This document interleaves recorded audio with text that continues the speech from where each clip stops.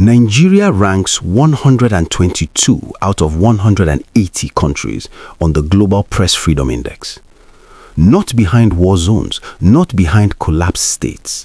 122 out of 180. That number was already sitting there quietly when on April 3rd, 2026, the Minister of the Federal Capital Territory, Nyesom Wike, sat in front of cameras at a media briefing in Abuja and said this about Channel's television anchor, Seun Okinbaloye. If there was any way to break the screen, I would have shot him. Now, the story you have been told is about a minister who let his temper get the better of him. His team has since clarified, Okinbaloye has since responded, civil society has issued its statement, Amnesty International has weighed in, everyone has had their say. But here is what nobody is stopping to ask. What was Seun Okinbaloye actually saying on that program on that night that made a federal minister of the Federal Republic of Nigeria lose his composure in public? Because that question, that specific question, leads somewhere far more uncomfortable than a verbal slip from a volatile politician. And by the end of this video, you will understand exactly what it leads to. Before we go further, if you're new here, this channel exists for one reason: to give Nigerians the political analysis mainstream media is too afraid or too compromised to deliver. Hit subscribe and stay with me. This gets deeper.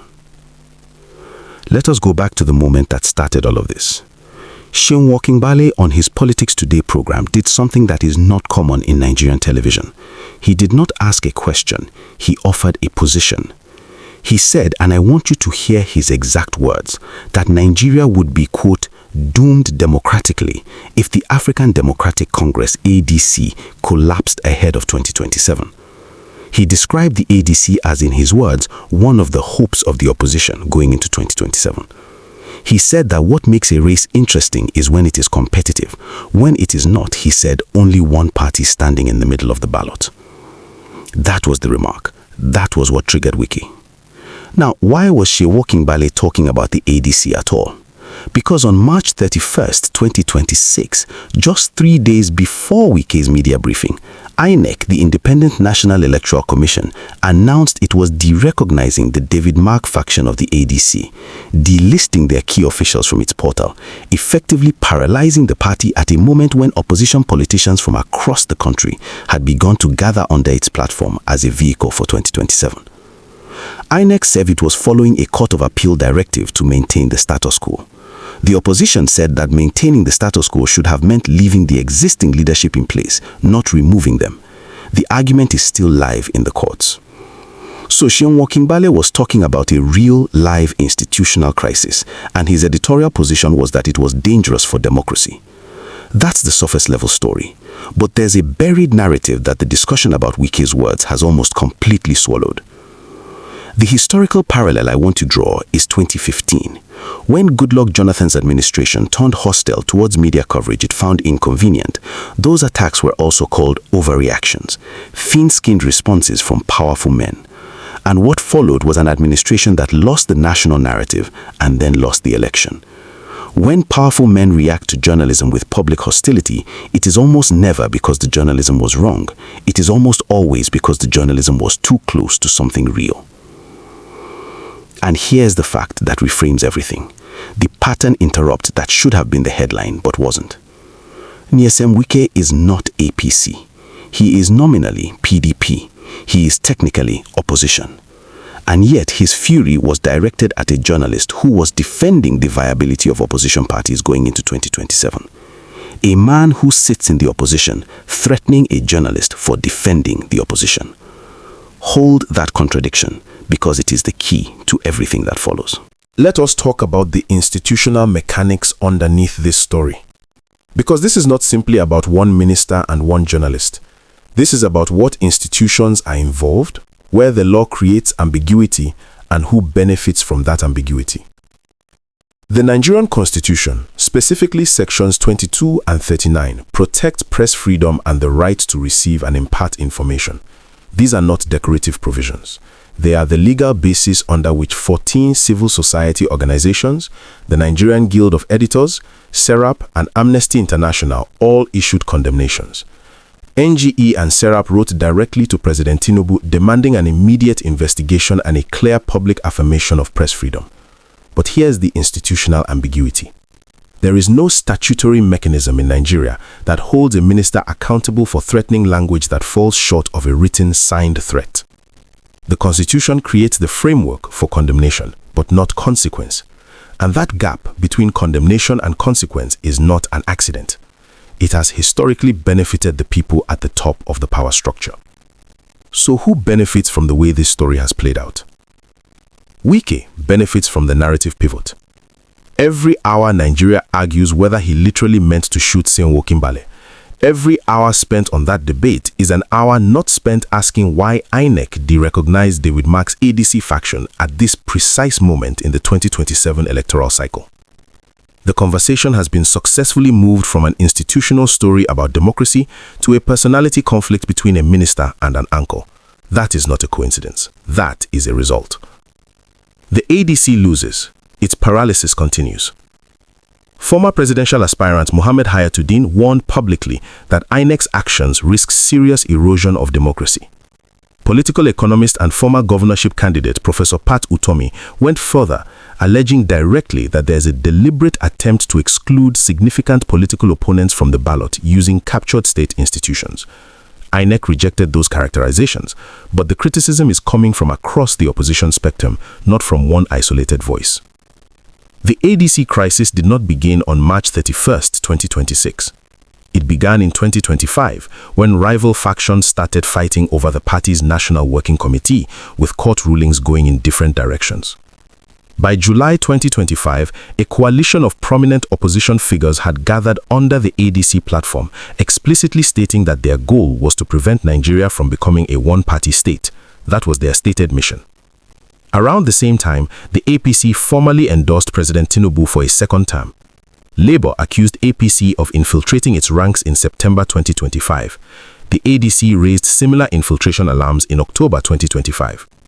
The PDP continued fracturing, most visibly in the conflict between Oyo State Governor Seun Makinde and FCT Minister Wike himself. Then came the Court of Appeal ruling and INEC's interpretation of it, which effectively froze the David Mark-led ADC at the worst possible moment. Kenneth Okonkwo, ADC chieftain and lawyer, publicly alleged that outside interests are working to destroy the party before 2027. That is a serious allegation. The question is not whether to accept it at face value. The question is whether the sequence of events makes it implausible. And it does not. The ADC had been building as a genuinely cross-regional vehicle. David Mark brings north-central political weight. The opposition coalition gathering under it cut across zones and ethnic constituencies. Now consider Wike's position. He controls enormous political capital in Rivers State and the South-South. He is nominally PDP, but his relationship with Tinubu's APC administration is transactional. It is public knowledge. Wike has survived and thrived by remaining indispensable to whoever holds power in Abuja. When a man in that position attacks a journalist for defending opposition viability, the regional signal is not subtle. He is not positioning himself as opposition, he is positioning himself as infrastructure. Let us now talk about who has not spoken. Because silence in politics is never neutral. President Tinubu has issued no public statement about a federal minister threatening a journalist on camera. The presidency has not responded to the direct written request from NGE and SERAP asking Tinubu to order an investigation and publicly affirm press freedom. That request has been sitting there. The silence has been sustained. The absence of response from the head of government to this kind of incident is not an oversight. It is a choice. Wike controls the FCT. That means he controls land allocation in the capital, infrastructure contracts, and the pace of Abuja's development, a city that houses every federal institution in Nigeria. His media chats have repeatedly been used not just to discuss FCT governance, but to comment on court rulings in the PDP Rivers crisis, on opposition party structures, on fellow politicians. The FCT minister's platform has functioned less like a governance briefing and more like a political command center. And there's one institution whose role in this entire sequence has received almost no scrutiny, and its name appears in every document connected to this story at every critical moment. INEC. Not just as a referee, but as an actor. And we will get to exactly what that means before this analysis is done. But here's what almost nobody has connected yet, and it changes the entire picture. Nigeria's constitutional architecture assumes competitive multi-party democracy. The 1999 constitution permits party defection only under specific conditions, where a party is in crisis, has split, or entered a merger. That provision was designed as a safeguard. Over time, it has become its opposite. It is now routinely invoked to justify politically convenient exits. The question that political analysts are now openly asking is who creates the internal party crises that then become the legal justification for those exits. Because when the Labour Party alleges APC infiltration in September 2025, and the ADC alleges the same in October 2025, and the PDP fractures along lines that happen to leave Wike, a man closely aligned with the ruling administration, as the dominant faction, the pattern becomes harder and harder to read as coincidence. When democracy becomes predictable, when the outcome of an election is effectively settled before voting, the investment calculus changes. Foreign direct investment does not flow toward markets with eroding institutional credibility. Nigerian businesses making long-term decisions are not blind to political risk. A 2027 election in which meaningful opposition has been structurally weakened does not signal stability to anyone paying attention. It signals consolidation. Those are different things. Investors know the difference, and the ordinary Nigerian who cannot access foreign capital markets is left to absorb whatever economic environment that consolidation produces. Non-state actors do not disappear when legitimate political channels close. They relocate. Frustration that cannot be expressed through votes finds other expressions. Nigeria already has active security crises in the north, the middle belt, and the southeast. A political environment in which citizens increasingly believe their votes cannot change outcomes is a direct accelerant to disengagement and, historically in Nigeria, to more dangerous forms of political expression. That is not a prediction. That is a pattern. Let me now come back to INEC. Specifically to the question of what it has actually done in this sequence and what it has not done. INEC chairman Joash Amupitan defended the derecognition of the David Mark-led ADC faction by citing a Court of Appeals directive to, quote, maintain the status quo. The opposition, David Mark, Hayatuddin, Kenneth Okonkwo, Professor Utomi, argued that maintaining the status quo should have meant leaving the existing leadership intact. INEC said its interpretation was legally necessary to avoid complications similar to what happened in Zamfara and Plateau states. Security was tightened at INEC headquarters in Abuja as tensions rose. Army and police were deployed. INEC also rejected calls for Amupitan's removal, citing constitutional protections on the chairman's tenure. Those protections are real. But constitutional protection of tenure does not mean constitutional immunity from criticism of decisions. And when an institution's decisions consistently, across multiple inflection points, benefit the same political direction, the institution's independence becomes a question the public is entitled to ask. Professor Utomi called it directly a deliberate attempt to exclude significant political opponents from the ballot using state institutions. That is an allegation. But when you trace the sequence, July 2025 opposition coalition forming under ADC, October 2025 ADC raising infiltration alarms, April 3rd INEC derecognition, April 3rd INEC chairman defending the move, April 3rd Wike threatening the journalist who called it dangerous, and you see it all happen within one compressed window, the sequence asks to be explained. Here is the number nobody has quoted in this entire news cycle. At least 56 journalists were assaulted or arrested in Nigeria during the August 2024 protests alone. Not during elections, not during a constitutional crisis, during demonstrations about the cost of living. 56. That's the baseline environment in which Wike's remark landed. This did not happen in a country where journalists operate freely and ministerial language is taken as rhetorical. It happened in the 122nd least press-free country in the world. The gap between a ministerial threat and a journalist's actual danger has closed significantly. That context is not optional, it is the entire frame. Now, I want to give Wike's position the full argument it deserves, because part of what makes this analysis worth watching is that we do not dismiss the other side. Here's the strongest case his defenders can make. Seun Okinbaloye, as a television anchor, crossed a professional line. He did not pose a question, he offered a position. He said Nigeria would be doomed democratically if the ADC collapsed. That's not moderation, that's editorial advocacy. The role of an interviewer is to interrogate all sides, not to take one.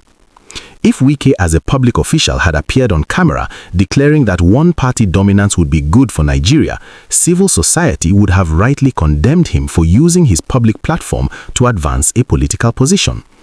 What makes the standard different when an anchor with national reach does the same? Wike argues, and he's not alone, that Okinbaloye, a journalist he holds in high regard, was behaving less like an interviewer and more like a political commentator. That's a coherent argument about journalistic ethics. Journalistic neutrality is a real standard. Anchor advocacy is a real concern. But here is where that argument breaks down. And it breaks down at the most critical point. The problem is not that Wike disagreed with Okinbaloye. Disagreement is democratic. A minister calling a press conference to rebut an anchor's editorial position, that is fair. That is vigorous public discourse. The problem is the form of the response. A federal minister with the full apparatus of state authority at his disposal publicly declared on camera that he would have shot the man. In a country where the Foundation for Investigative Journalism documented in 2025 how northern governors actively deployed state machinery against journalists who criticized them. In a country where 56 journalists were assaulted in a single month of protest. In that country, the argument that he didn't mean it literally cannot be cleanly separated from the environment in which it lands. Amnesty International did not describe the remark as reckless because of its literal content. It described it that way because of its institutional weight. Words from powerful people in dangerous environments don't stay inside the heads of the people who said them. They travel, they land on other powerful people who are looking for permission to act. That is the danger. That is why the clarification, while noted, is insufficient. And let me address the most common misconception circulating about this story, because I have seen it everywhere. Most Nigerians engaging with this story believe it is primarily about Wike's temper. It is not. Wike's temperament is well documented. He has attacked Senator Erosion personally at a media chat. He has mocked Seyi Makinde and Siminala Ifubara. He has publicly labeled Body George a debtor. His media chats across 2024, 2025, and 2026 show a consistent pattern of confrontational personalization. None of that is new. None of that is the story. This channel would not spend 14 minutes on a minister's bad mood. What this story is actually about is what Okinbaloye said and what it exposes about the institutional architecture being built quietly, procedurally around Nigeria's 2027 election. Now, if what I just told you surprises you, drop a comment below. I want to know what you think before we get to the part that changes everything. Let me tell you what happens next and what to watch. First, Wike will not face any formal consequence, neither from the administration nor from within the PDP. The sustained silence from the presidency is the clearest signal of that. He remains too valuable as a political operator in the South-South, and his alignment with the Tinubu administration is too functional to be disrupted by a media controversy. What you will see instead is exactly what has already begun. Clarifications, phone calls, statements about what the minister meant until the news cycle finds its next story. Second, the ADC crisis will return to court, but time is now the decisive variable. The legal process may ultimately favor David Mark's faction. Courts may restore clarity.